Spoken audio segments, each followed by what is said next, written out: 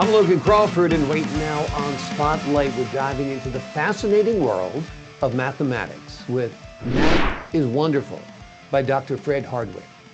This unique book offers a refreshing look at math as a subject of beauty, filled with surprising connections to history, astronomy, the Bible, and biology as well.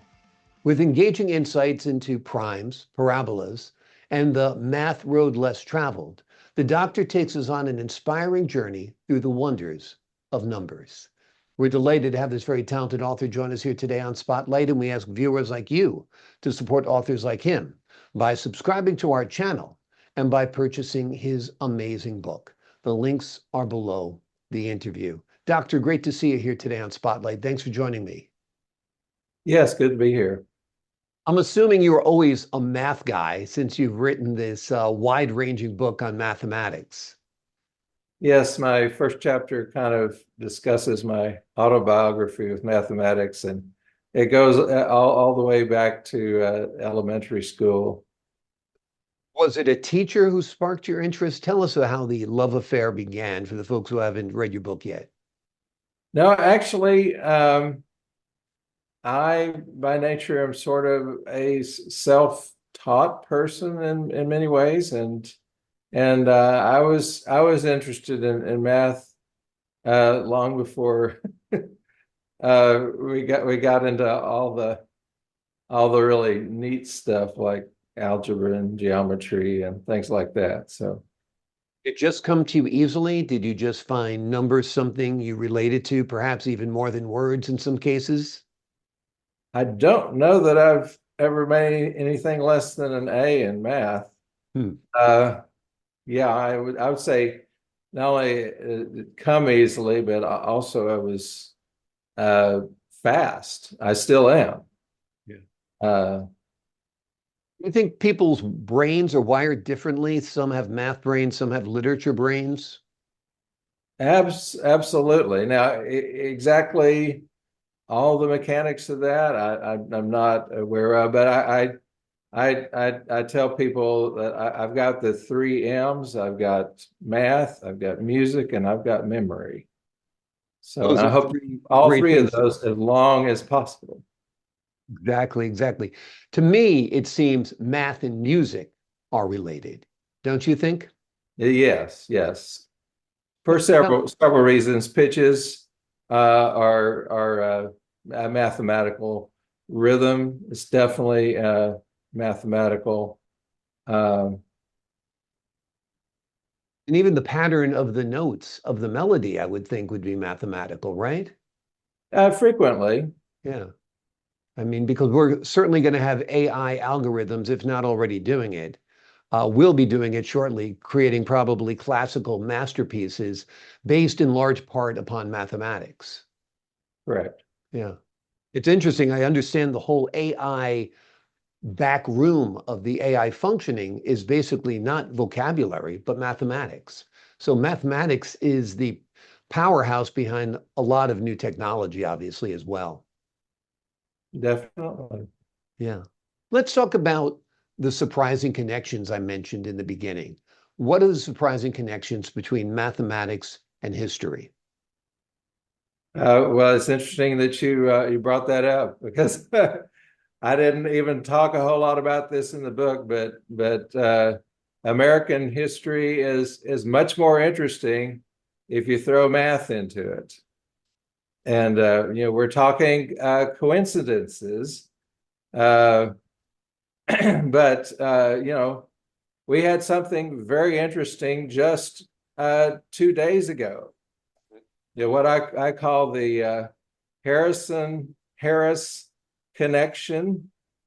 Um, See, Trump is supposedly going to be the second person in American history to have non-consecutive terms. And so the first one was Grover Cleveland.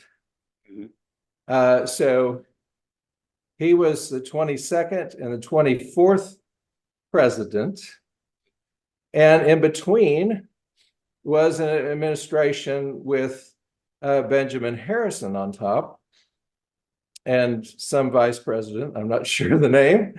But then Harrison had to concede then to Grover Cleveland on that race that brought Cleveland back in. And in the same way now, 2 days ago, not Harrison, but Harris conceded to Trump. But what I found fascinating is if you look at the numbers in between, these sandwich presidencies, if you will, that Benjamin Harrison was president number 23, and Joe Biden is president number 46, which is twice 23, and also it brings the whole human biology thing into your brain as well. So I'm calling it a extraordinary coincidence, and this is one of the things that mathematicians think about. Exactly. You guys view the life and the world differently. You do look for math equations in a lot of it. You found one very unique in the latest election and in the previous election as well. Talk a little bit about the math road less traveled, the concepts that you detail in your book. Yes. So I grew up in the middle of the Cold War, and mathematics was becoming very, very functional, very pragmatic. The idea of finding solutions to problems was at the core of my math training. So the idea of mathematics as being like a form of art or something like that really wasn't much there. But early in my growing up, I found geometry very artistic, and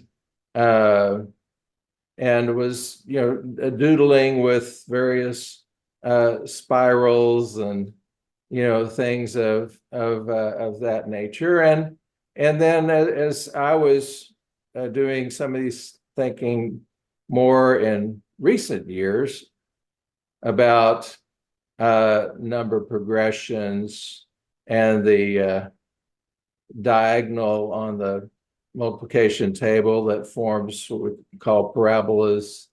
I'm seeing a lot of artistry, so to speak, there. And I looked toward that day right before COVID struck, when I discovered what I call the 7 great numbers. That was something that made me think, I need to write this stuff down. Yep. and then I had the unfortunate event of having my younger brother, who was formerly a math teacher, passed away in an automobile accident, and I thought, wow, I really should. I should write a math book and write it in memory of my brother. And that was part of the healing process, I guess, for me. Yeah, well, it's a beautiful tribute to your brother. It's a beautiful book, and it is wide-ranging, like I said, dealing with so many different aspects of society and numbers combined together. You talked about the 7 great numbers discovery. Tell us about that. Well, so for a number of years, I had a few extra minutes at the night before I went to bed, where I'd do some Sudoku puzzle or whatever. And then I figured out that really I knew all the tricks for Sudoku. There there wasn't anything anything more for me. My mind was craving for something more, and I scooted over into parabola connections between different numbers, and with time, I was thinking, "Wow, this is even more interesting than Sudoku," and it's kind of like an undiscovered cave that you put the light on and look around and awe and wonder. I mean, that's so. My math was basically asking one question, trying to answer it, and that would lead to yet another question, another question.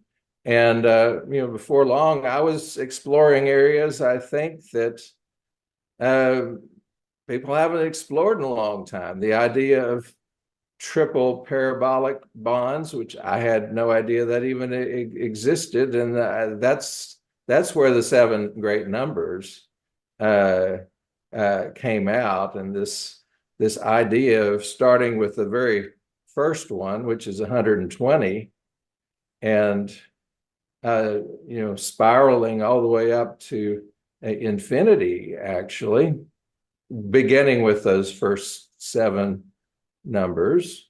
It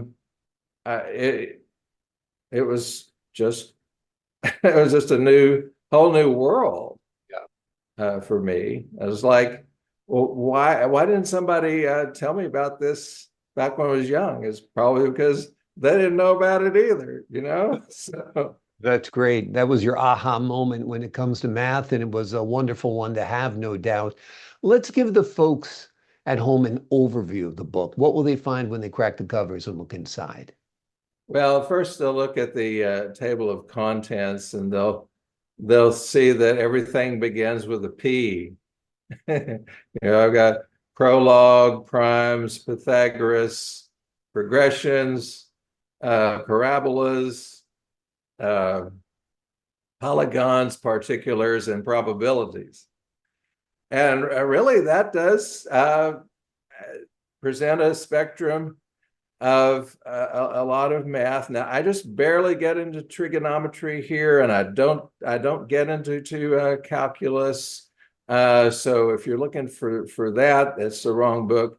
Most of what I'm doing is helping us explore more about things like addition and multiplication.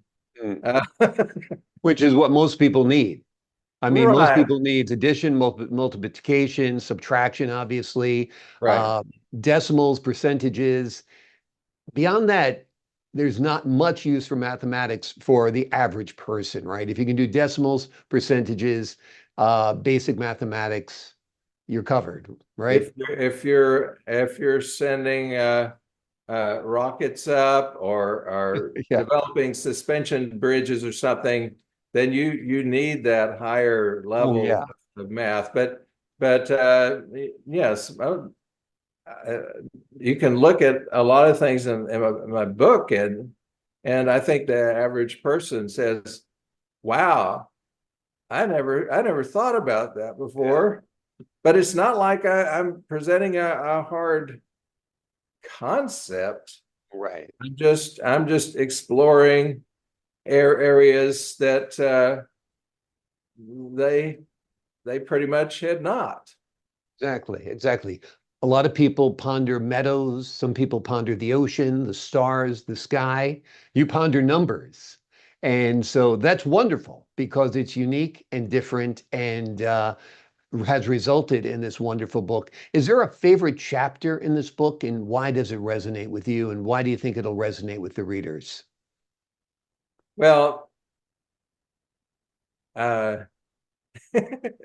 it's like uh, music. I've given many piano concerts over the years, and people ask me what is my favorite composer, and the answer is the ones whose pieces I'm working on right now. Right. So I mean, I I love the chapter on polygons. I think the one on particulars, which is kind of a index or encyclopedia of numbers all the way from 1 to well 2024 and beyond. But I think probably it is the one on parabolas that I'm find myself saying maybe that's the best chapter, but certainly the one that I spent the most time with.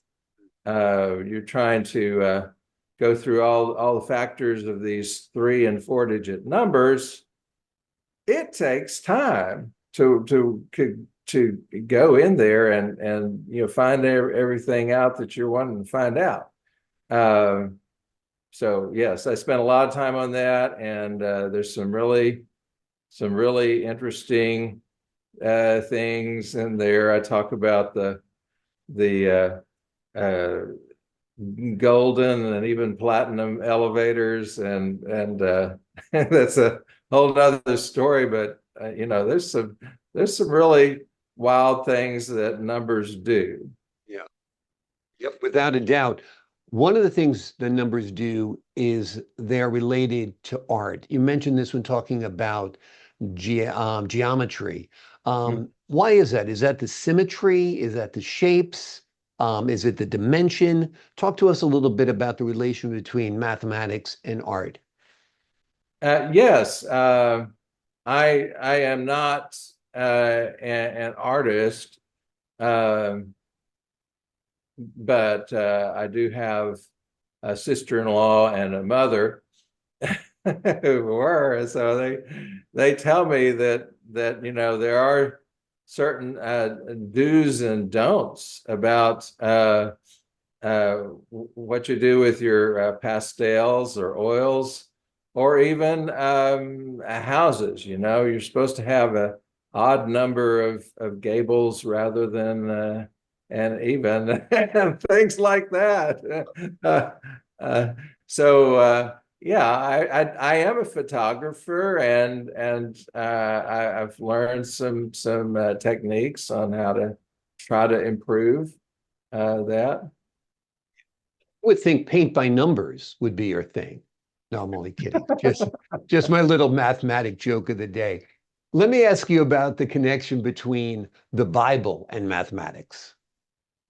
Yes, well, and so the Bible isn't really a math book per se, but as I mentioned, I think that Moses and Matthew and Luke, probably each of them had the mathematical education of their day, and then that kind of spills over in the way that things are described.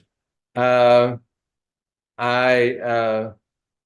have it under my chapter on probabilities, really at the end of the book, and so I've tried to do an overview of all of that. Talked about how one of the progressions that I had mentioned earlier, I kind of consider it the Bible's progression, because some of the Bible's numbers are on that, including the famous 666. Yeah. And there was some other things that were interesting as I explored that. So I Number guess 3 certainly is recurring in the Bible. There's the Holy Trinity. The day, Jesus rose after 3 days. I think it's probably the number that's mentioned the most in the Bible. yeah, three is very common. Yeah. And 7 and 12 and 4. I mean, Exactly. there's quite, yeah, I've done a pretty good job of trying to point out some of the interesting features there. Let's talk a little bit about spiral staircases to infinity and its significance. Oh, yes. Well, we go back to those, uh, seven great numbers. But the thing about these parabolic connections is that you take one level and you have, say, the original three great numbers of 120, 168, number of hours in a week, and 240, which is twice 120. So you can take those at the lowest level, and then if you multiply by four, you have another group of numbers uh, that are doing the same thing. So at least in my mind, I viewed those seven numbers as coming around then to the number that was 4 or 16 above the original number. But these seven are interesting because they don't spiral around to four. They spiral around to 16. So they didn't connect with four. But if you start at 480, that's 120 times four, you can create yet another spiral. So it's like there are a double spiral staircase, if you will, which back in 1953, Watson and Crick put forth their proposal of how genes fit together, and it's a double helix, very close to the way these seven numbers are set up. Absolutely fascinating for sure. Let me ask you about Pythagoras and the chapter you wrote on Pythagoras and its relevance today. Okay, well, Pythagoras is a very old name, kind of like Hippocrates in medicine. You have Pythagoras in math. And there's a great deal that we don't know. We don't even know for sure if he developed that theorem, or if it were just one of his followers. But we do know that one of his followers, named Euclid, provided his own proof for it.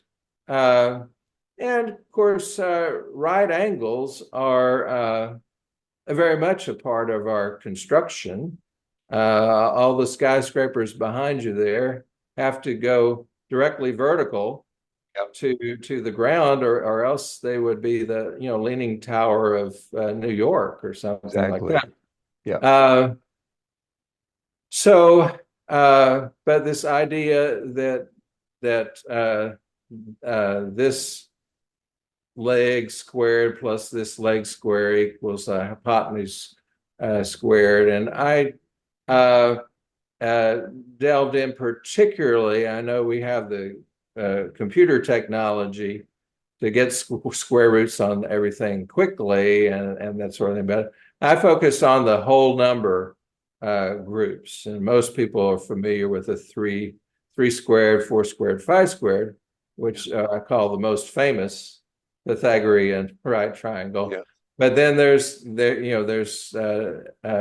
actually two different groupings of them, and I go through that, as well as discuss some of these spiral geometric creations that relate to the Pythagoras theorem. We hear a lot about STEM nowadays: science, technology, engineering, and math. Math, in many ways, is at the root of all of the other areas of study. What advice do you have for students and educators on how to cultivate a love for mathematics? That is a real good question. I honestly didn't write the book to start a math revolution. I think that in most people's minds, uh, you have the reading, writing, and arithmetic. So yes, math is there in the kind of in the top three of being a person of knowledge. But I mean, I guess the problem in math is, that of course they have a textbook that's written a particular way, kind of a boring way, in my opinion. So then you have the folks who are say good at math, and they don't need to be doing endless two-digit addition assignments because they've already mastered that. So it's like, so math kind of becomes a little boring to them. And then on the other hand, you have those that just conceptually they just don't connect with math, and so yeah, figuring out how to get them up, because we want everybody to have some functionality in math, and that's a real challenge. But I was sorry to it's a book plug, obviously, but reading my book, I think, does open up the ideas that perhaps we could keep the smarter ones from being bored by just doing the mathematics related to the parabolas and things like that, and they'll just be that more secure in the answers to mathematical equations, maybe beyond the multiplication table. I mean, I can pretty much do everything up to 16 times 16 just in my head. But you know, not everybody is there or needs to be there, and Right. We're it's always motivated. nice at the end of the day to have calculators. Exactly. And it's nice that they're all on our phones nowadays. I would have been an A student if I had ChatGPT and this phone in 1980 in high school. That's for sure. Um, I think your book is important for people who love math, obviously. I have a son who is an actuarial, so he's getting the book for sure. But I think people who are like me, who aren't great at math, will benefit from it too, because it shows you the different applications, other concepts, and perspectives on mathematics that it kind of gives you the reason why it exists in the first place. Because a lot of people are like, what the heck is a parabola and why do I have to learn it? You know? And you explain that in great fashion, great detail, and in a very interesting way, no doubt. Before we leave you today, what are you hoping the folks at home get from your book? Well, I think I wrote it to be enjoyable, and occasionally my sense of humor is a little bit off, maybe, but I think there's some chuckles in this book that may surprise you to find them in a book of math. But it's always good to be reading a book that from time to time makes you smile, uh, and you're learning at the same time. Uh, but yes, I mean, beyond that, I just would like for people to uh, have a greater awareness of what's out there in math. So when they're driving around and they see geodesic dome or something like that, Yeah. they can just appreciate it more. Exactly. I think you accomplished all of your goals, no doubt. In fact, I was driving just this morning. I said, honey, it's right past the geodesic dome. Okay, about a block and a half. No, I'm only kidding.